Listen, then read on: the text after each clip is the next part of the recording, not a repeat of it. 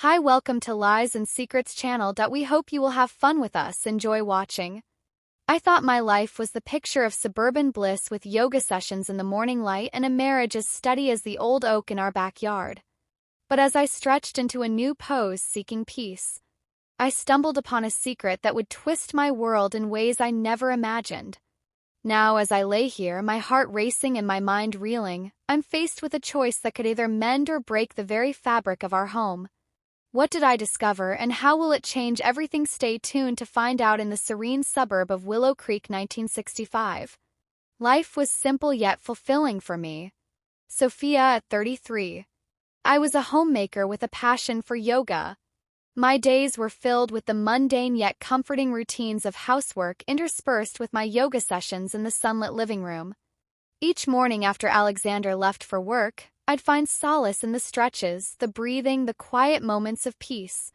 My husband Alexander, a hard-working mechanic, often left early for work, leaving me with our loyal English Cocker Spaniel, Jack. Alexander was supportive, but he didn't quite understand my fascination with yoga. He'd often teased that I was preparing to become a human pretzel. Our home was a haven of normalcy, where laughter and the occasional bark from Jack filled the air. But beneath this veneer of domestic tranquility, a storm was brewing, one that would challenge the very fabric of my life. It started subtly, like the first drops of rain before a downpour. I noticed small things at first: a missing earring here, a misplaced book. There I thought little of it, attributing it to my own forgetfulness or Jack's playful antics. But then the signs became more pronounced. The scent of unfamiliar cologne lingered in the air, not Alexander's usual aftershave. I found a lipstick smudge on a coffee mug, a shade I'd never wear. One evening, as I was preparing dinner, I heard the front door open earlier than usual.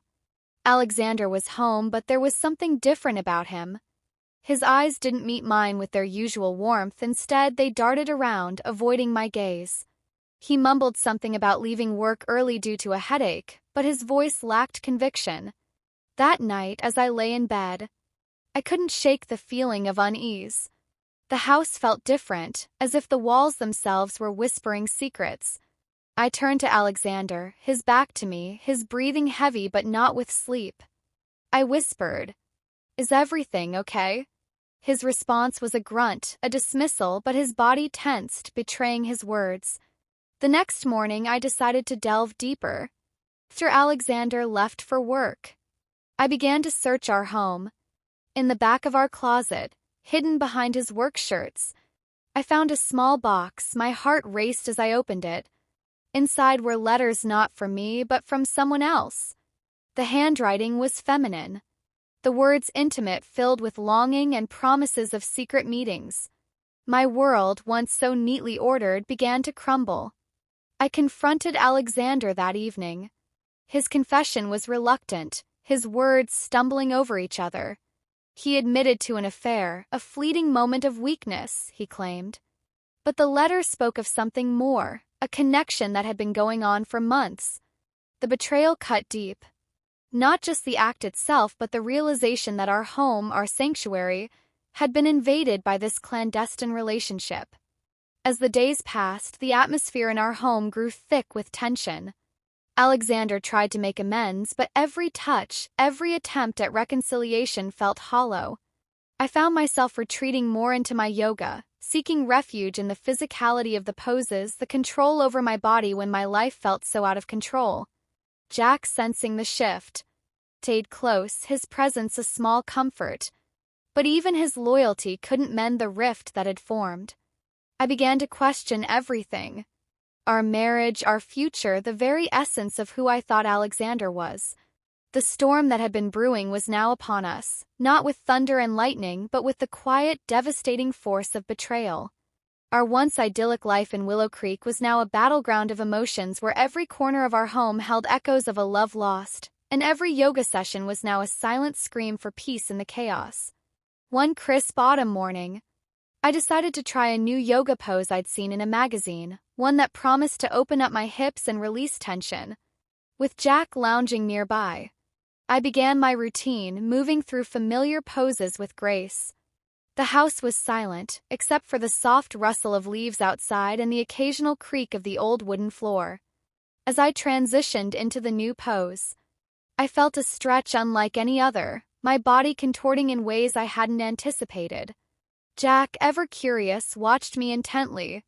Pose was called the lotus butterfly, and it required me to sit with my legs crossed and then slowly lower my torso towards the ground. My arms stretched out in front. The stretch was intense, pulling at muscles I rarely used, but there was something liberating about it as I breathed deeply, focusing on the sensation. I could feel the tension in my body and in my life starting to unravel. But then something unexpected happened. My body, perhaps out of practice or pushed too far, gave a sudden, sharp protest. A pop echoed in the quiet room, and a wave of pain shot through my hip. I gasped, my concentration shattered, and I fell forward, catching myself just in time with my hands. Jack was on his feet in an instant. His ears perked, his eyes wide with concern. I lay there for a moment, breathing heavily, trying to assess the damage. Pain was sharp but seemed to be subsiding into a dull ache. I knew I had pushed too hard, too fast. Yoga was supposed to be about listening to your body, not forcing it beyond its limits. Yet here I was on the floor, feeling both foolish and frustrated. Jack nuzzled against me, his wet nose pressing into my cheek, offering comfort in his own canine way. I managed a weak smile, petting him gently. "I'm okay, boy," I whispered, more to reassure myself than him. Slowly I rolled onto my back, taking deep, calming breaths. The ceiling above seemed to spin slightly, or maybe it was just my mind, reeling from the sudden shift in my physical state. I lay there staring up, thinking about how this moment mirrored my life. Just like this pose, I had pushed my marriage, my trust and shame beyond its limits. And now I was dealing with the aftermath. As I lay there, I couldn't help but reflect on the irony. Here I was trying to find peace and release through yoga, only to find myself in pain both physically and emotionally. The betrayal by Alexander had left a deeper wound than any physical injury could. The letters, the scent of another woman's perfume, the hollow attempts at reconciliation, all of it was a heavy weight on my heart. Jack lay down beside me, his head resting on my stomach, his warmth a small comfort. I thought about how yoga was supposed to be a journey of self-discovery, of finding balance and peace. Yet here I was discovering not peace but the raw edges of my own vulnerabilities, the limits of my endurance, both in body and spirit. I decided then that I needed to approach this new chapter of my life with the same mindfulness I brought to my yoga practice. I needed to listen to my heart, to my instincts, just as I should have listened to my body during that pose. Pain in my hip was a stark reminder that pushing too hard, too fast could lead to injury. Perhaps I mused the same could be said for my marriage. Maybe, just maybe, if I approached the healing of our relationship with the same patience and care as I would a yoga pose, we might find a way back to each other. Or perhaps, like this pose, it was time to acknowledge that some stretches were beyond my current capabilities, that some wounds might not heal with a sigh. I sat up, feeling the ache in my hip, but also a resolve forming within me. Jack looked up at me, his tail thumping softly on the floor. "Let's take it slow today, buddy," I said, more to myself than to him. I would need to be gentle with myself both in yoga and in life. The morning light filtered through the windows, casting long shadows across the room. I stood up, testing my weight on my leg, feeling the soreness but also the strength. Yoga had always been my refuge, my way to center myself today. It had given me more than just a physical challenge. It had given me a metaphor for my life, a lesson in patience and self-care. As I moved to the next simpler pose, I felt Jack's eyes on me, his presence a reminder that I wasn't alone in this. Together we would navigate this new uncertain terrain, one breath, one stretch at a time. As I settled into the next pose, the child's pose, I felt the familiar comfort of the stretch, my forehead resting against the cool floor. Jack, ever attentive, lay down beside me, his breath warm against my arm, but my mind was far from peaceful. The incident with the lotus butterfly had not only strained my hip, but had also brought to the forefront the turmoil within my marriage. I was still on the floor, my body slowly recovering from the shock when I felt a sudden, Unexpected pressure from behind. Jack, perhaps mistaking my pose for an invitation to play, had approached me in a moment of shock and confusion. I found myself in an unimaginable situation. His playful nudge turned into something more, something that left me utterly stunned. The incident was over in seconds, but the impact was profound. I lay there, stunned, my mind racing with disbelief and guilt. How could I explain this to Alexander?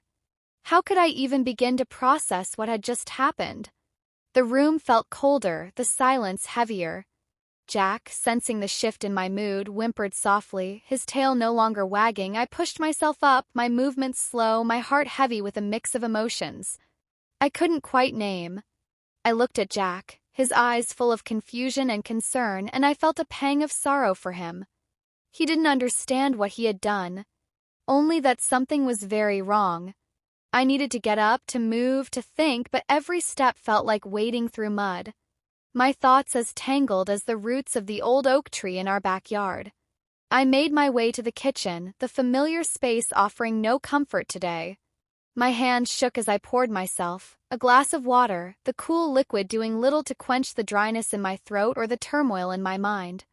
Sitting at the kitchen table, I stared out the window, watching the leaves fall gently to the ground. Each leaf seemed to carry with it a piece of my shattered peace. How could I tell Alexander? The thought alone made my stomach churn. Would he understand? Would he blame Jack? Or worse, would he blame me?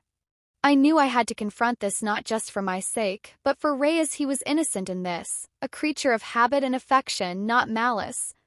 I took deep breaths, trying to center myself as I would in yoga, but the calm eluded me. My mind kept replaying the moment. The shock, the confusion, the inappropriate contact. I needed advice, someone to talk to, but who? My friends would be shocked, possibly judgmental. My family? Well, they had their own opinions about Alexander, and this would only fuel their doubts. No, I needed someone neutral.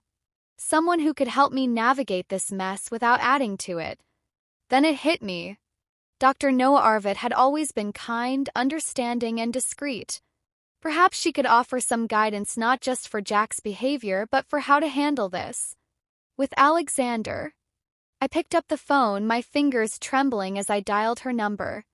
Dr. Noah, it's Sophia. I need to talk about Jack.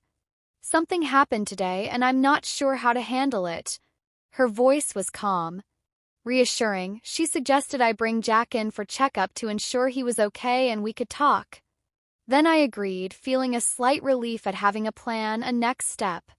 After hanging up, I looked at Jack, who had followed me into the kitchen. His head was tilted, his eyes searching mine for some sign of normalcy. I knelt down, wrapping my arms around him, feeling his heartbeat against mine. It's going to be okay, buddy. I whispered, more for my own reassurance than his. The rest of the day passed in a blur. I went through the motions of cleaning, cooking, all while my mind was elsewhere. When Alexander came home, I was a bundle of nerves. His usual greeting was met with a forced smile. Dinner was quiet, the tension palpable. I knew I had to tell him, but the words stuck in my throat. After dinner, as we sat in the living room, the silence was broken only by the ticking of the clock. Alexander, sensing something was off, finally asked Sophia, "What's wrong? You've been distant all evening." I took a deep breath, the words tumbling out in a rush. Something happened today with Jack. He got a bit too playful during my yoga session. It was an accident, but I'm worried about how to handle it. Alexander's face was a mask of confusion. Then concern. What do you mean, too playful? I explained, watching his expression shift from confusion to something unreadable. His reaction was not what I expected. There was no anger, no blame, just a deep sigh and a look of understanding. Sophia, cute dogs can be unpredictable. Jack didn't mean any harm. We'll figure this out together, he said. His voice gentle, his hand reaching for mine. Relief washed over me, mixed with a new kind of guilt. Here I was worried about his reaction, and he was offering support. Yet the incident had opened up a new wound, one that made me question not just our relationship but my own reactions, my own fears. That night, as I lay in bed, Alexander's arm draped over me. I felt the weight of the day. The physical pain in my hip was nothing compared to the emotional turmoil. I realized that just like yoga, life required patience, understanding, and sometimes forgiveness, not just from Alexander but from myself. The next morning, I would take Jack to Dr. Noah, seeking not just advice on his behavior but also guidance on how to heal from this unexpected breach in our domestic tranquility. Together we would navigate this new, uncertain terrain, one breath, one stretch, one conversation at a time. As the days turned into weeks, I found myself retreating further into the sanctuary of my yoga practice. The house once filled with laughter and the warmth of companionship now echoed with a silence that was almost palpable. Alexander noticed the shift. His concern growing with each passing day, he tried to engage me to bring back the laughter that had once been so easy. But I was haunted by my secret, by the incident with Jack that I hadn't fully shared with him. I contemplated telling him, but each time I opened my mouth, the words wouldn't come.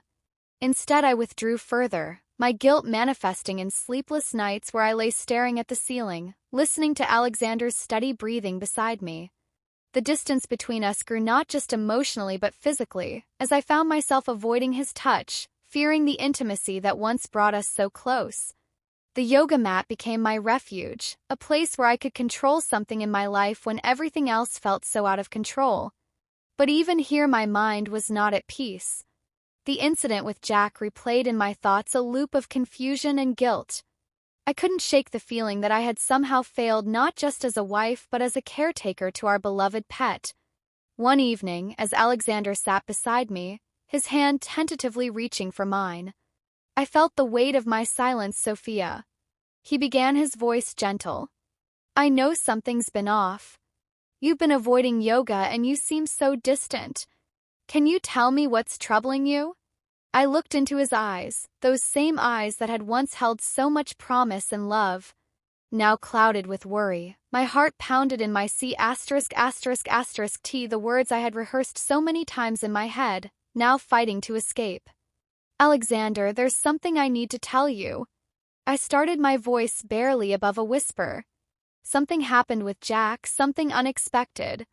Alexander's expression shifted, his concern deepening. What do you mean? Unexpected? He asked, his voice steady, but his eyes searching mine for answers. I took a deep breath, the air feeling thick with the weight of my confession during my yoga session. Jackie got too playful. It was an accident, but it was inappropriate. I paused, watching his face for any sign of anger or disgust, but there was none, just a deepening of his concern. Sophia, cute dogs can be unpredictable. Jack didn't mean any harm. Alexander said, his hand squeezing mine in reassurance. Butch, didn't you tell me sooner? Tears welled up in my eyes, not just from the relief of his understanding, but from the realization of how much I had kept from him. I was scared. Alexander, scared of how you'd react, scared of what it meant for us. I felt like I had failed. You failed us. Alexander pulled me into an embrace, his arms wrapping around me with a strength that spoke of his unwavering support. You haven't failed anyone. Sophia, we're in this together. Remember, whatever happens, we face it together. His words, his touch, they were a balm to my fray nerves. Yet the incident had left a mark on me, a scar that wouldn't easily fade. I knew I needed to heal not just from the physical strain of the yoga pose, but from the emotional turmoil that had been brewing since Alexander's affair came to light. The next day, I took Jack to Dr. Noah, not just for his checkup but for my own peace of mind. As I sat in the waiting room, Jack's head on my lap, I felt a mix of dread and hope. Dr. Noah, with her kind eyes and gentle demeanor, listened as I recounted the incident, her expression, one of understanding. Sophia, cute dogs often don't understand human boundaries, especially in play. She explained Jack's behavior was likely a misunderstanding, not malice, but it's important to set clear boundaries for him to prevent such incidents in the future. Her advice was practical, focusing on training and behavior modification for Jack, but it also touched on something deeper. And for you, Sophia, remember that healing from emotional distress takes time. It's okay to feel overwhelmed, to need space, but don't let it isolate you from those who care about you. Her words echoed in my mind as I drove home. Jack in the back seat, his tail wagging softly. Alexander was waiting for us, his face lighting up when he saw us. We spent the evening together. Alexander, Jack and I, trying to rebuild the bridge that had been damaged by secrets and silence. Yet despite Alexander's understanding and our efforts to reconnect, the incident had changed something fundamental in me. I found myself questioning not just our marriage but my own identity.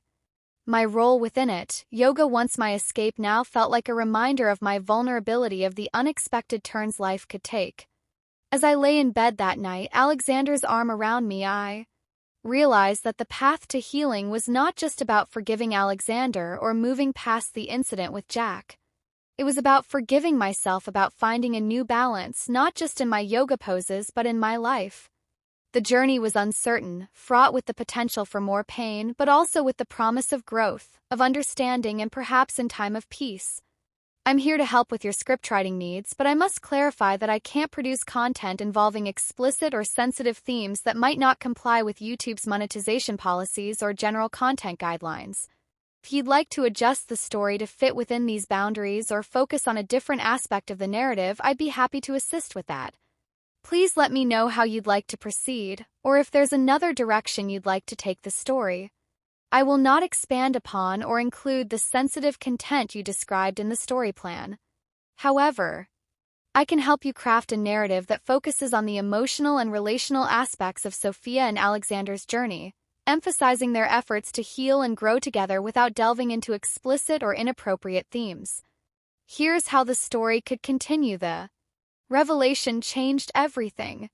Through a moment of silence, Alexander embraced me, his love for me unwavering. Despite the shock, we decided to seek counseling, not just for the incident but for the communication we had lost. It was a step towards understanding each other again, towards rebuilding what had been fractured. Our first session was awkward, filled with pauses and hesitant words. But as we continued, the walls we had built began to crumble. We talked about everything: the affair, the yoga, Jack, and the incident. Counselor helped us navigate through the pain, teaching us to really listen to each other's needs and fears. Sophia slowly returned to yoga, this time with Alexander by her side. It was different now. It wasn't just about finding peace for myself, but about sharing that peace with him. We learned new poses together, each stretch a metaphor for our journey towards healing. Alexander, who once teased about my pretzel-like contortions, now joined me. His body stiff at first, but his spirit willing. Jack, now older and wiser, watched from the sidelines. His role in our lives had shifted. He was no longer just a pet, but a reminder of our shared history, the good and the challenging. His playful energy had mellowed, and he seemed to understand the new boundaries. We set his loyalty, now a silent support in our recovery. The incident, while bizarre, became a catalyst for a deeper understanding and commitment between us. We realized that our love was not just about the good times but about facing the storms together. It wasn't about forgetting the past, but about learning from it, about how even the most unexpected events could lead to growth. As we practiced yoga, I felt Alexander's presence, his breath syncing with mine, his hands guiding me into poses. It was in these moments of physical closeness that our emotional distance began to close. We laughed at our awkwardness at the times we fell out of a pose, but it was laughter, filled with hope, not mockery. One evening, after a particularly challenging session, we sat on the mat, sweat mingling with the scent of our home. Alexander looked at me, his eyes reflecting a mix of regret and determination. "Sophia, I know I've hurt you, and I know this incident with Jack was unexpected. But I want you to know I'm here not just for the easy parts, but for all of it." I reached for his hand, feeling the warmth of his skin against mine. "I know, Shah, and I'm here too. We're in this together, learning, growing, stretching beyond what we thought was possible." Question lingered in the air, unspoken yet palpable. Could this strange event ultimately strengthen our bond? Or would it forever cast a shadow over our marriage? Only time would tell. But as we sat there, the setting sun casting long shadows across our living room, I felt a flicker of hope. Hope that from the ashes of our past mistakes and misunderstandings, something new, something stronger could emerge. We would continue this journey, one breath, one stretch at a time, with Jack by our side, a silent witness to our transformation. And perhaps in this new chapter we would find not just peace, but a love that was tested, stretched, and ultimately more resilient than before. My story ends here. If you feel that this story is meaningful and brings useful lessons, please like and subscribe.